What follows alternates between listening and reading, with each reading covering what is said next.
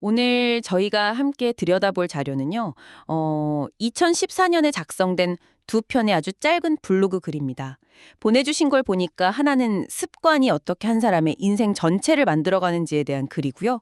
또 다른 하나는 이해한다는 것의 진짜 의미가 뭘까, 이걸 파고드는 글이더라고요. 네, 둘 다 정말 찹죠. 뭐랄까, 스크롤을 몇 번 내릴 필요도 없을 정도로요. 근데 이게 참 10년이 지난 지금 다시 읽어봐도 곱씹어볼 지점들이 굉장히 많아요. 맞아요. 오히려 요즘처럼 뭐든 빨리 변하고 또 관계 맺기는 더 복잡해진 시대에 더 필요한 이야기가 아닐까 싶기도 하고요. 네, 저도 딱 그 생각했어요. 그래서 오늘 저희의 미션은 바로 이겁니다. 이 간결한 글들 속에 숨어 있는 그 행간의 의미를 한번 최대한 깊게 파헤쳐 보는 거죠. 작은 행동 하나가 어떻게 인생 전체를 바꾸는지, 그리고 진짜 안다는 게 뭔지, 그게 타인을 대하는 우리 태도랑 어떻게 연결되는지 그 고리를 한번 찾아보려고 합니다. 그럼 첫 번째 글부터 시작해 볼까요? 습관에 대한 이야기요. 이 글의 논리가 정말 명쾌해요. 반복하는 행동은 습관이 되고 굳어진 습관은 성격이 됩니다. 그리고 성격은 운명을 만들고 운명은 일생을 결정합니다. 단계별로 딱딱 떨어지는 게 거의 수학 공식 같아요. 그렇죠. 도미노가 착착 넘어가는 것처럼 아주 명확한 인과관계를 보여주죠. 여기서 제일 중요한 포인트는 제 생각에 운명이라는 그 거대한 개념의 시작점이요. 이게 우리가 통제할 수 없는 어떤 외부의 힘이 아니라 지극히 사소한 나의 반복적인 행동이라는 거예요. 그러니까 운명의 주도권을 외부에서 우리 자신에게로 가져오는 그런 관점의 전환이죠. 듣고 보니 그러네요. 보통 운명하면 뭔가 거창하고 이미 정해져 있는 느낌이잖아요. 네네. 근데 이 글은 제 운명이 오늘 아침에 5분 더 자고 헬스장 건너뛴 바로 그 행동에서부터 시작될 수도 있다는 말이군요. 하하, 맞습니다. 와, 이거 사실 이렇게 생각하니까 좀 무서운데요? 무서울 수도 있죠. 그만큼 내 책임이 커지는 거니까요. 하지만 동시에 이게 엄청난 가능성을 열어주는 이야기이기도 해요. 가능성이요? 네. 만약에 내 인생이 지금 마음에 들지 않는다면 아주 거창한 계획이나 일생일대의 결심, 이런 게 필요한 게 아니라는 거죠. 그저 오늘 나의 아주 작은 행동 패턴 하나를 바꾸는 것, 거기서부터 시작할 수 있다는 희망을 주거든요. 그 희망이라는 지점, 거기서 조금 더 파고들고 싶어요. 이 글의 논리대로라면 우리가 흔히 타고났다고 말하는 성격마저도 바꿀 수 있다는 말이 되잖아요? 그렇죠. 굳어진 성격은 성격이 됩니다. 이 구절이 특히 인상적인데 정말 행동을 바꾼다고 해서 예를 들면 내성적인 성격이 외향적인 성격으로 바뀔 수 있을까요? 이게 좀 너무 단순한 공식은 아닐까 싶어서요. 아주 좋은 질문이세요. 물론 여기서 말하는 성격의 변화가 MBTI의 E가 I로 바뀌는 식의 그런 근본적인 기질의 변화를 의미하는 건 아닐 거예요. 네네. 하지만 우리가 사회적으로 인식하는 그 사람의 성격은 충분히 바꿀 수 있다는 거죠. 예를 들어 제가 원래 사람들 앞에서 말하는 걸 굉장히 두려워하는 성향이었거든요. 정말요? 지금은 전혀 그렇게 안 보이는데요? 네, 지금도 사실 편하지는 않아요, 솔직히. 하지만 제 직업상 사람들 앞에서 발표하고 가르치는 행동을 수없이 반복해야만 했죠. 처음에는 정말 억지로 식은땀 흘려가면서 했어요. 그게 제 행동이었죠. 네. 그 행동이 1년, 5년, 10년 이렇게 반복되니까 어느새 하나의 습관이 되더라고요.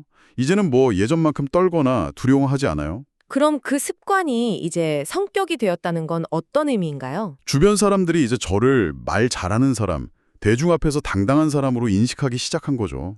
그게 사회적인 저의 성격이 된 거예요. 제 내면의 기질은 여전히 조용하고 혼자 있는 걸 좋아하지만 반복된 행동을 통해 만들어진 습관이 저라는 사람을 규정하는 또 하나의 중요한 성격으로 자리 잡은 거죠. 와, 만약 제가 나는 원래 소심해라는 생각에 갇혀 있었다면 이건 절대 불가능했을 변화예요. 와, 직접 경험을 예로 들어주시니까 훨씬 와닿네요. 결국 나는 원래 이런 사람이야 라고 스스로를 규정하는 것, 그게 가장 큰 걸림돌일 수 있겠다는 생각이 드네요. 그건 그냥 과거 습관의 결과일 뿐인데 마치 영원히 변하지 않을 본질인 것처럼 착각하는 거죠. 정확합니다. 이 글이 주는 가장 큰 통찰이 바로 그거예요. 현재의 나는 고정된 실체가 아니라 과거 행동의 결과일 뿐이고 미래의 나는 지금의 행동을 통해 얼마든지 새롭게 만들어갈 수 있다는 것. 자기 자신을 일종의 과정으로 바라보게 만드는 힘이 있죠. 이렇게 습관을 통해 나라는 사람이 만들어진다고 생각하니까 자연스럽게 다음 질문으로 넘어가게 되네요. 그렇게 만들어진 나는 과연 세상을 그리고 다른 사람들을 어떻게 바라보게 될까요? 마침 보내주신 두 번째 글이 바로 그 이해에 대한 이야기를 다루고 있더라고요. 네, 아주 자연스러운 흐름이에요. 첫 번째 글이 나를 세우는 일종의 수신, 과정에 대한 이야기였다면 두 번째 글은 그렇게 세워진 내가 타인과 어떻게 관계를 맺는지에 대한 이야기를 볼 수 있죠. 이 두 번째 글의 핵심 구절이 이거죠. 아는 자는 모르는 자를 비난하지 않습니다. 그가 모른다는 것을 이해하기 때문입니다. 반대로 모르는 자는 아는 자를 비난합니다. 상대를 이해하지 못하기 때문입니다. 솔직히 이 구절 처음 읽었을 때 머리를 한 대 맞은 것 같았어요. 보통은 더 많이 아는 사람이 모르는 사람을 답답해하고 지적할 거라고 생각하잖아요. 그렇죠.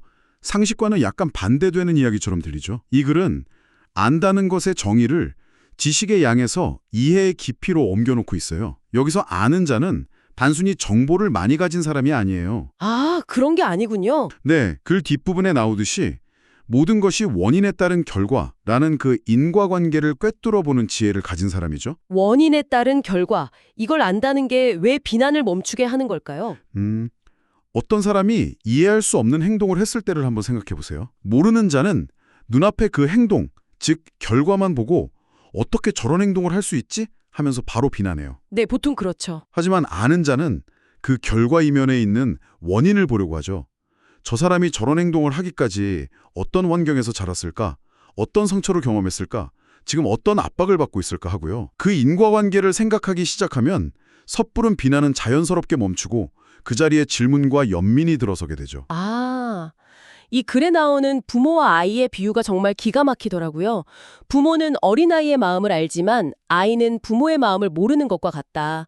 부모는 어린아이였던 시절을 겪어봤기 때문에 아이가 왜 때를 쓰는지 그 원인을 알지만 아이는 부모가 되어본 적이 없으니 부모의 걱정을 이해하지 못한다는 거잖아요. 맞아요. 바로 그 비유가 핵심입니다. 아는 자는 더 넓은 경험의 스펙트럼을 가진 사람이에요. 성공뿐만 아니라 실패도 해봤고 기쁨뿐만 아니라 고통도 겪어봤고 또 알매 상태뿐만 아니라 모르던 시절의 그 상태도 겪어본 사람이죠. 그렇기 때문에 상대방이 왜 지금 그 상태에 머물러 있는지, 왜 그것밖에 볼 수 없는지를 이해할 수 있는 거예요.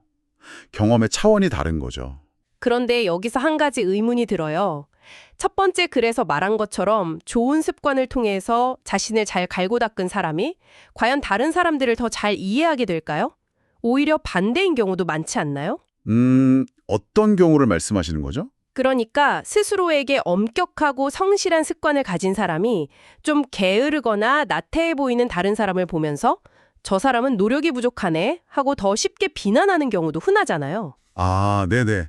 굉장히 중요한 지적이세요. 두 글의 연결이 그렇게 자동적으로 매끄럽게만 이루어지는 건 아니에요. 바로 그 지점에 우리가 놓치지 말아야 할 함정이 있죠. 함정이요? 네. 첫 번째 글의 자기 수양이 자칫 잘못하면 자기 확신이나 오만으로 이어질 수 있어요. 그러면 그 사람은 두 번째 글에서 말하는 아는 자가 아니라 가장 비판적인 모르는 자가 될 수 있는 거죠. 아, 나는 이렇게 노력해서 여기까지 왔는데 너는 왜 그렇게 못해? 라는 식의 태도를 말씀하시는 거군요. 바로 그거예요. 진정한 아는 자가 되기 위해서는 한 단계가 더 필요해요. 바로 내가 쌓아온 성공의 경험뿐만 아니라 내가 그 과정에서 겪었던 실패와 무지의 경험을 잊지 않는 거예요. 아, 실패와 무지의 경험. 네.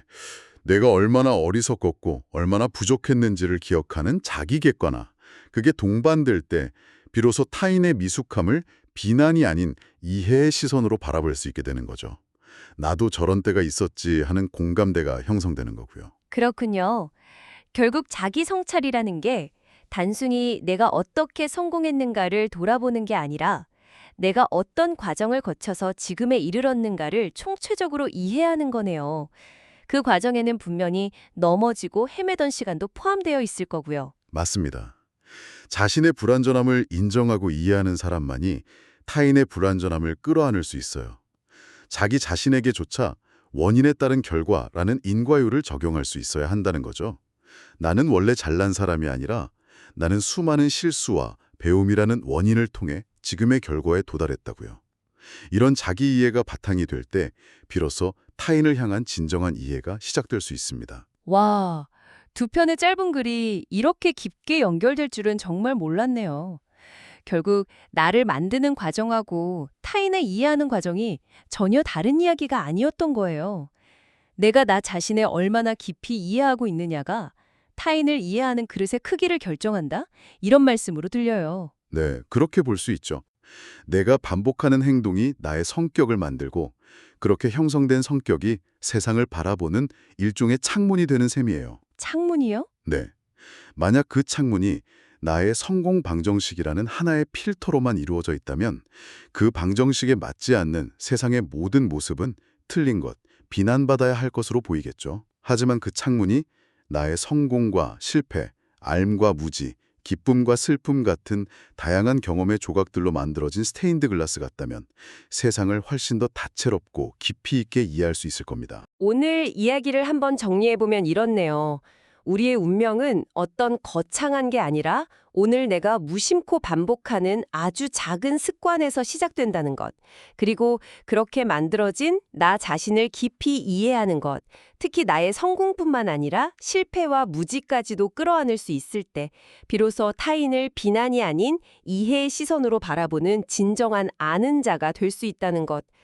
네, 결국 모든 것의 시작은 나로부터 출발한다는 아주 오래되었지만 여전히 강력한 메시지를 다시 한번 확인하게 되네요.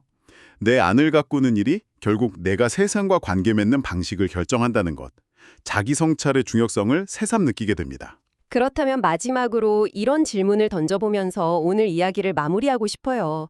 오늘 우리가 나눈 이야기들에 비추어 볼 때 당신의 성격을 더 나은 방향으로 이끌 뿐만 아니라 당신이 주변 사람들을 조금 더 깊이 이해하는 능력까지 함께 키워줄 수 있는 단 하나의 작은 습관이 있다면 그것은 무엇일까요? 그리고 그 습관을 오늘부터 어떻게 시작해 보시겠어요?